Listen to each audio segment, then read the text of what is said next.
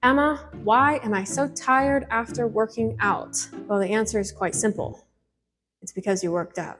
Just kidding. It's not that simple. Let's get into it in this video. Why am I always tired after working out? Or is too much exercise bad for me? We're talking about overtraining. Let's get into it.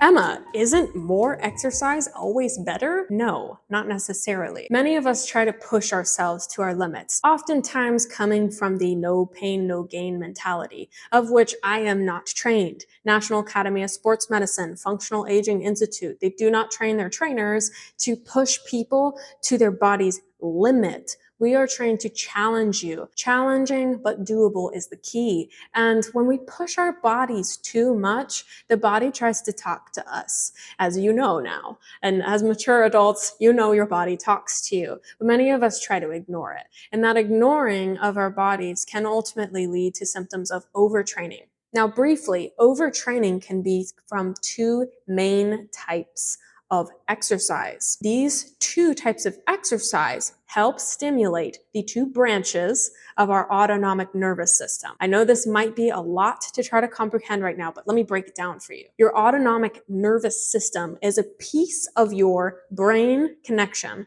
to the rest of your body, namely your heart. And it is essentially two branches, the parasympathetic nervous system and the sympathetic nervous system.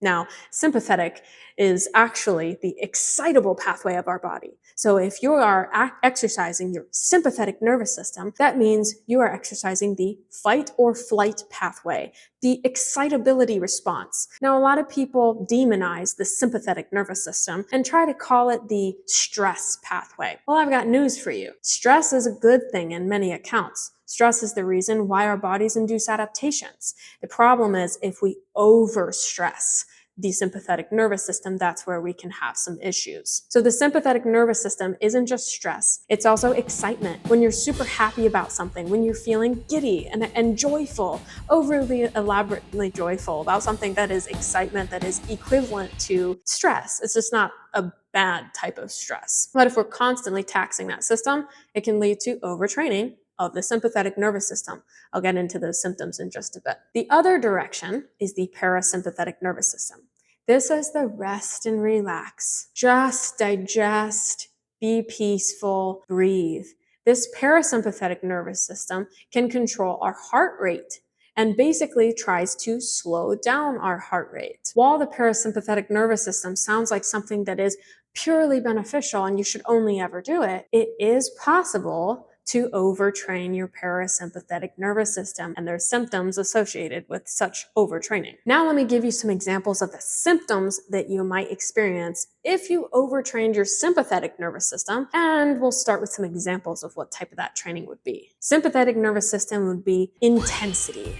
We're trying to do something intensively, high exertion, breathing hard. It's the fight or flight type of exercise. If we're training all the way in that direction, we may experience the following overtraining symptoms. You may end up being super agitated all the time, even restless. Of course, you may have trouble sleeping entirely because of this restlessness. Some individuals report losing their appetite entirely. And last but definitely not least, these individuals that overtrain the sympathetic nervous system get sick more often. So if you're feeling any of this, you're feeling on edge or just agitated in general with your workouts, you might be doing too much intensity, stressing and overtraining your sympathetic nervous system. So it might be time to incorporate some parasympathetic training into your workouts. Moving on to parasympathetic, what are some examples of that? Because kind of sounds like just sleeping, right?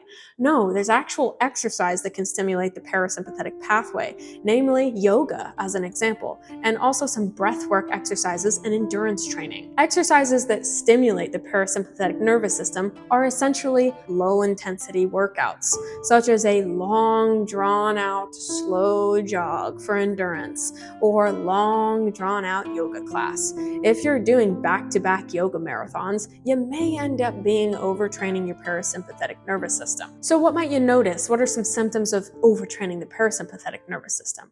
Well, in general, you'll feel sluggish. You're going to feel tired. You're going to feel lazy and just bleh.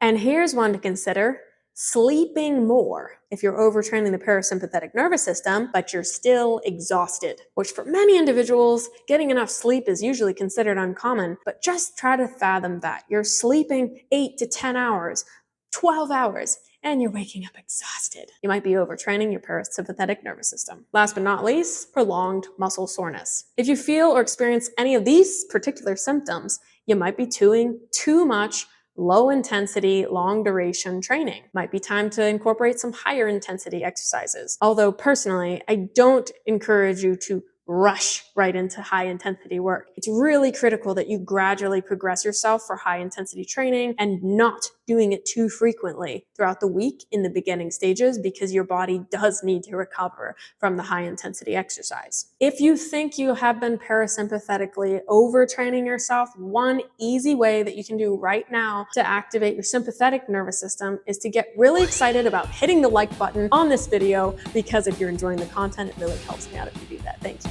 So why is this important for 40 and older? As we get older, our body will take a little bit longer to recover. So we need to rest, recover, care for ourselves, and listen to our bodies. It's really, really critical that we're not pushing to the point of pain and overtraining. Overtraining can increase the risk of injuries, hormone imbalance, and even weakened bones. So it's really important for our mature adults to ensure adequate and appropriate training for their bodies. So how can you tell if you're overtraining? Ultimately, listen to your body. Pay attention to your sleep quality. Pay attention to your muscle soreness. Pay attention to your mind. How do you feel mentally? Are you sluggish or are you agitated? Really try to pay attention to those type of components of health. Another way to quantitatively see recovery is something called heart rate variability, which I'll touch on deeper in another video. But essentially, using a chest strap heart rate monitor, which I'll include a link in the description below to one of my preferred heart rate monitors, these heart rate monitors can